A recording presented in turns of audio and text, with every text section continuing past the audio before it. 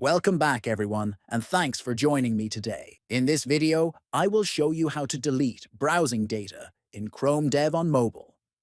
This is useful if you want to improve performance, protect your privacy. First, open Chrome Dev on your mobile device.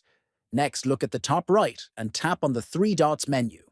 Then, from the menu that appears, tap on Settings to access browser options. After that, scroll down until you find Privacy and Security and tap on it. Next, select Delete Browsing Data to open the data removal screen. Then, choose the type of data you want to delete, such as browsing history, cookies, or cached files.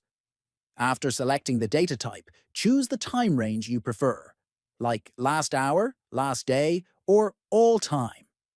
Finally, tap on Delete Data. Deleting browsing data can help free up storage, improve browser speed, and protect your personal information. Thank you for watching, and I will see you in the next one.